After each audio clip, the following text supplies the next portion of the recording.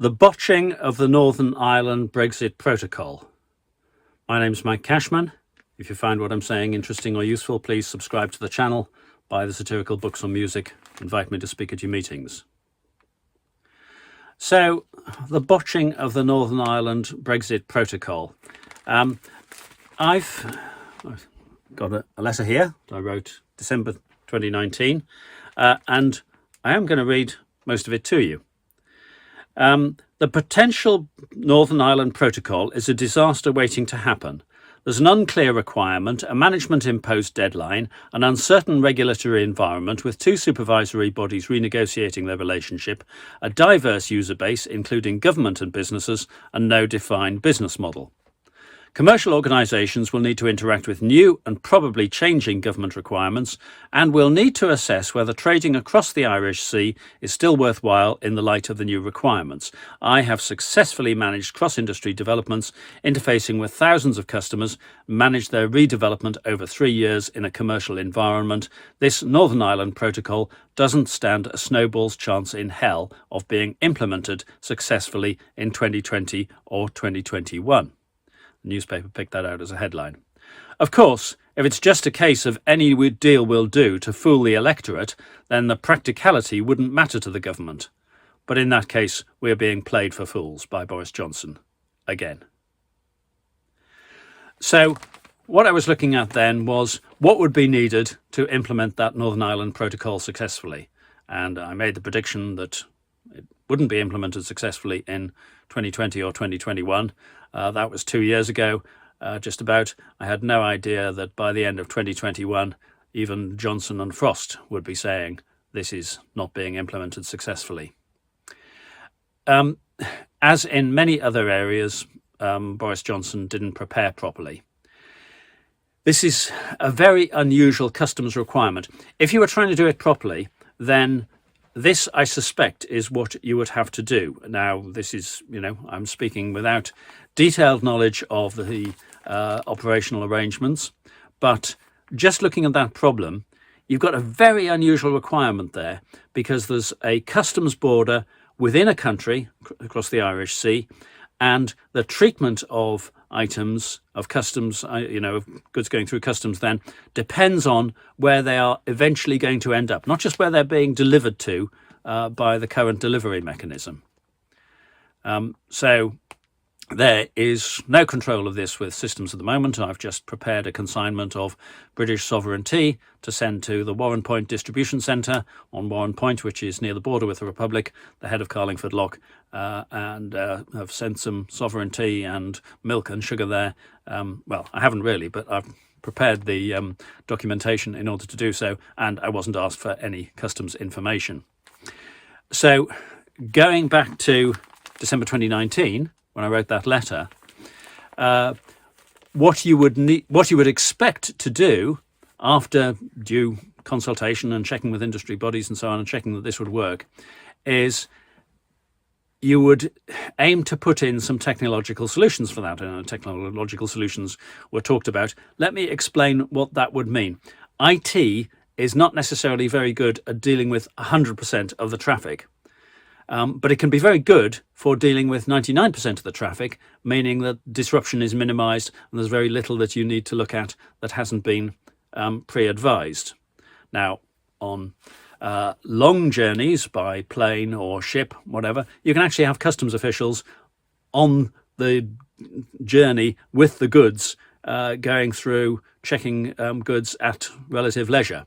But you can't do that for a short journey such as across the English Channel or the Irish Sea. So you're particularly dependent, if you want to do this properly without disruption, on pre-advice. Now, you can say this is hindsight, but I can say, no, I pointed out the need 2 years ago.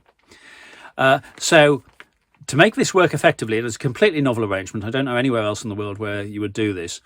You would need the sender of the goods to identify where it is they're going. Well, that's fine. You've got the address, but also the ultimate destination. To do that, the sender of the goods is going to need to get that information from the recipient of the goods. You can't attempt to, I don't believe it would be feasible to attempt to get one lot of information from senders, one lot from recipients, and try and match it up. That's the sort of thing that would result in a government IT disaster sometime down the road, to say, it's completely failed and we've wasted hundreds of millions of pounds. But what you could attempt to do would be that if you are in Northern Ireland ordering goods, then in your order, so this is actually changing ordering systems from people ordering, for example, from Great Britain, that you would need to specify in your order what the ultimate destination was. In my example, whether my milk and sugar was going to stay in Warren Point on the north side of the border, or whether some of it was going to be exported to the Republic. Now, that is a significant change. You would need to consult, you would need to check with the relevant organisations that was a change that they were prepared to make in their systems. They would need some months in order to do that, based on information that you provide, specification of the interfaces, check that all out, then try it out, make sure it's working. That enables the sending organisations to then provide pre-advice to the customs bodies that are policing the sending of goods from Great Britain to Northern Ireland, and in that way, based on pre-advice of what was being sent and where it was going to, you can then, based on electronic information, make sensible risk assessments as to what you need to actually check. I made predictions as to how long that would take, and it was a lot longer than the British government was allowing. But they simply didn't do the work. They didn't bother, which meant that you've then got massive disruption as the goods are going across the Irish Sea and wherever they're being checked on entry to Northern Ireland, for example. And of course, it's not going to work. No arrangement would work if you're faced with that problem.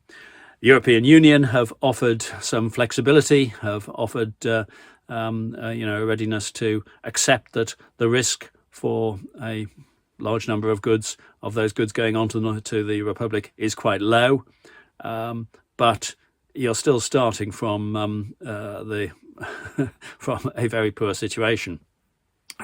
Now, 2 years have gone past. We're in a different position now. Boats have been burned, so plenty of plenty of companies on the island of Great Britain have decided this game is not worth a candle. Great Britain to Northern Ireland trade has reduced significantly. The trade from the Republic into Northern Ireland has increased significantly, substituting for that. So we're in a different position. You can't necessarily get that trade back by putting in sensible systems, and we shall have to cope with what we've got. My letter was pointing out what you would need to do if you wanted to preserve that trade. It's been trashed now, essentially, and you'll probably have seen all the maps of ships going directly from Ireland to France, bypassing Great Britain entirely, which will be carrying goods to or from the Republic and into Northern Ireland. So the Northern Ireland Protocol has failed as far as preserving trade between Great Britain and Northern Ireland is concerned. You can check the statistics for that. Northern Ireland hasn't come out too badly in some ways, and I'm sure this may vary according to what business that you're running, but is managing to stock its shelves where necessary by dint of imports from the Republic. So that's what could have been done, but instead we have got a botched protocol and trade trashed by this Tory government.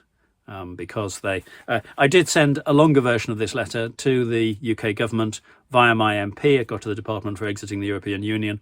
They wrote back to say, yeah, they understood all this and they were undertaking wide-ranging consultation, and they would take account of all these points that I'd raised, none of which, of course, was the case.